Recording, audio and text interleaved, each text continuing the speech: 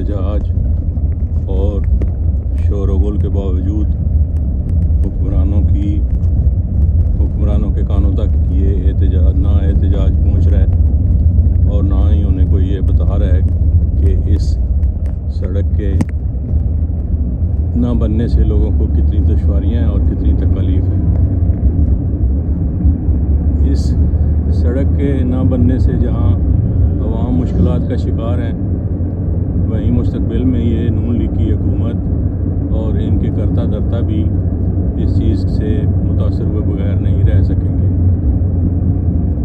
لوگوں کے اندر پلنے والا یہ لاوا کہ یہاں اس سڑک پہ توجہ نہیں دی جا رہی، یہ دن بدن بڑھ رہا ہے اور اس کا خمیازہ نون لیگ کو آئندہ الیکشن میں بھگتنا پڑے گا۔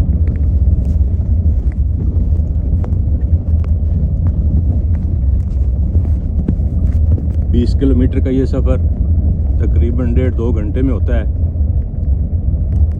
لوگوں کی گاڑیاں الگ سے تباہ ہو رہی ہیں، مریضوں کو دوسرے شہروں میں پہنچانے کے لیے کئی مریض راستے میں ہی دم توڑ جاتے ہیں۔ یہاں کی نون لیگ کی مقامی قیادت ستو پی کے سوئی ہوئی ہے۔ اتنی مشکلات کے باوجود کوئی ٹس سے مس نہیں ہو رہا۔ اگر یہی حال رہا تو آئندہ الیکشن میں نون لیگ اس تحصیل کے لوگوں کی طرف سے پھر نہ ہی سمجھے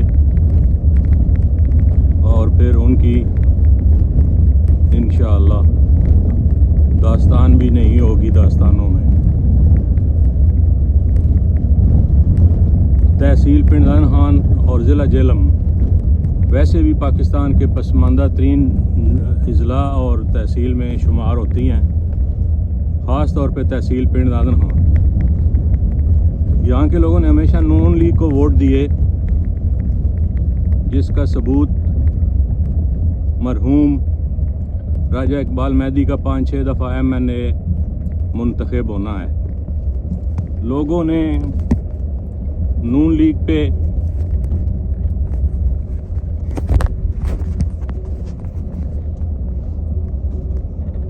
اندھا اعتماد کیا، ہمیشہ ان کو ووٹ دیے، جبکہ نون لیگ نے ہمیشہ اس تحصیل کو پسماندگی کا تحفہ دیا۔ اس تحصیل اور ضلع جہلم کی یہ اکلوتی سڑک ہے جو لیلا انٹرچینج سے جہلم تک جاتی ہے۔ آج تک اس سڑک کی حالت زار پہ توجہ نہیں دی گئی۔ PTI کی حکومت جو 3 سال پہلے آئی تھی، اس میں انہوں نے یہ کم از کم انیشیٹو لیا اور اس سڑک کو ڈیول کیریج وے بنانے کی ایک کوشش کی۔ اس کے بعد ان کی حکومت نہیں رہی۔ ان کی وہ غلطی اپنی جگہ کہ انہوں نے سڑک کو ایک دم اکھاڑ دیا، لیکن شاید اس وقت ان کو یہ پتہ نہیں تھا کہ کچھ سازشی عناصر ان کی حکومت ختم کرنے کے در پہ ہیں۔ ان کی حکومت ختم ہو گئی اور یہ کام جہاں پہ تھا وہیں ٹھپ ہو کے رہ گیا، جسے اب تقریباً 3 سال سے زیادہ کا عرصہ گزر چکا ہے۔ PDM کی پہلی حکومت آئی، دوسری آئی، پھر یہ اب تقریباً تیسری حکومت ہے ان کی، لیکن عوام کا کوئی ابھی تک پرسان حال نہیں۔ پچھلے دنوں بارشی موسم تھا، ساون کا مہینہ تھا، اس کے بعد اس دفعہ بادوں میں بھی خوب بارشیں برسی ہیں، اور جتنی بارشیں برسی ہیں انہوں نے عوام کی تکلیف میں اور اضافہ کیا۔ اس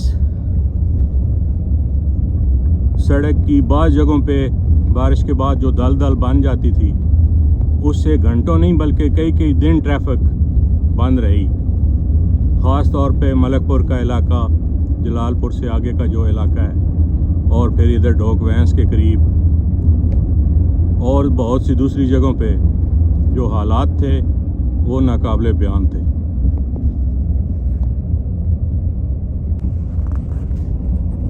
جی تو ناظرین، اس وقت ہم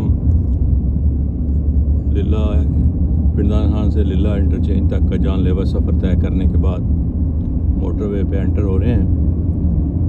تو جیسا کہ شروع میں نے گزارش کی تھی کہ یہ دو سڑکوں کی دو کہانیاں ہیں۔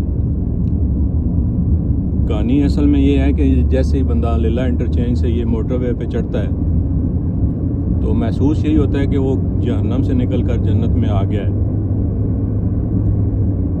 اور یہ اس ملک کے لوگوں کے ساتھ اسی طرح کی ناانصافیاں ہوتی رہتی ہیں۔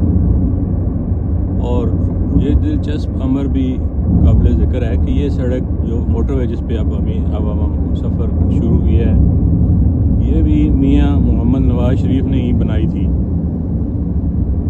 اور وہ جو للہ جہلم ڈیول کیریج وے اس وقت نہیں بن رہی، اس کے نام بنانے میں بھی ان کی صاحبزادی جو کہ اس وقت وزیر اعلیٰ پنجاب ہیں محترمہ مریم نواز شریف، اور ان کے بھائی جو اس وقت وزیر اعظم ہیں میاں محمد شہباز شریف، اس سڑک کے نہ بننے میں بھی انہی کا کردار ہے۔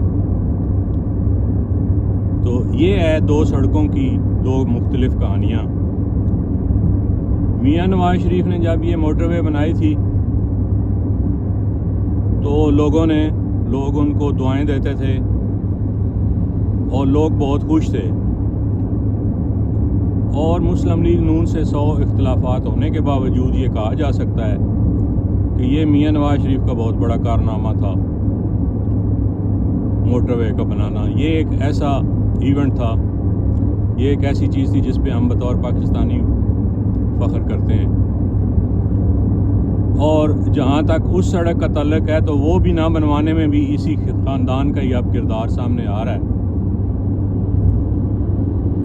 تو اب دیکھنے والی بات اور سوچنے والی بات یہ ہے کہ میاں محمد نواز شریف اس للہ جہلم ڈیول کیریج وے کے نہ بننے میں جس عذاب سے عوام گزر رہی ہے، کیا میاں نواز شریف اپنا کردار ادا کرتے ہوئے اس سڑک کے بننے میں کچھ پارٹ پلے کر سکتے ہیں،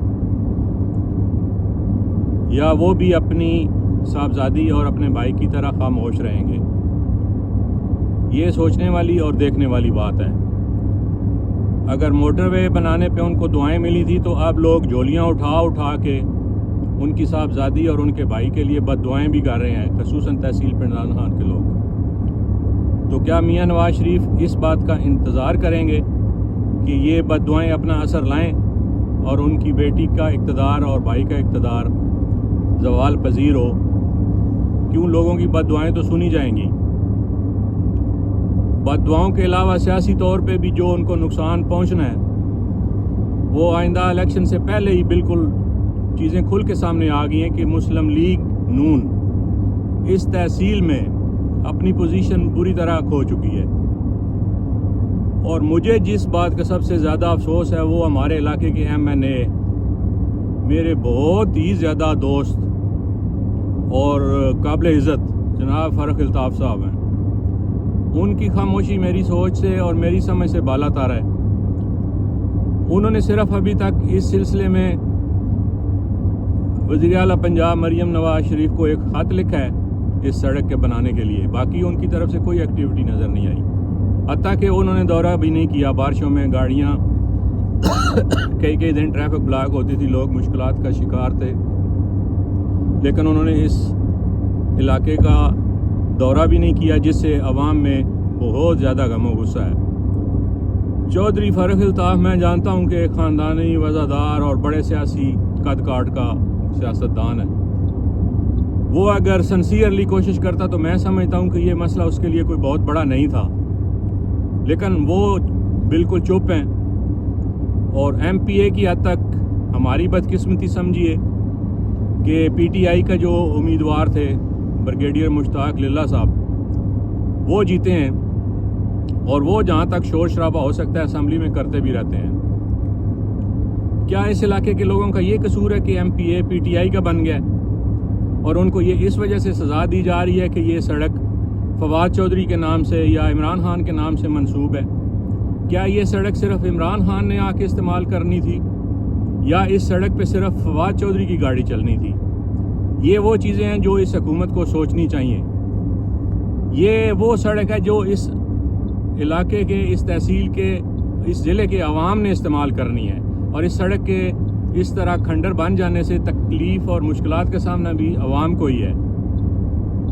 اب یہ بہت بڑا لمحہ فکری ہے پاکستان مسلم لیگ نون کے لیے اور ان کی حکومتوں کے لیے کہ اگر وہ اس سڑک کو نہیں بناتے تو وہ پھر ضلع جہلم اور تحصیل پنڈ دادن خان میں اپنی سیاست کا اسے دی اینڈ سمجھے. اللہ آپ سب کا حامی و ناصر ہو. بہت شکریہ.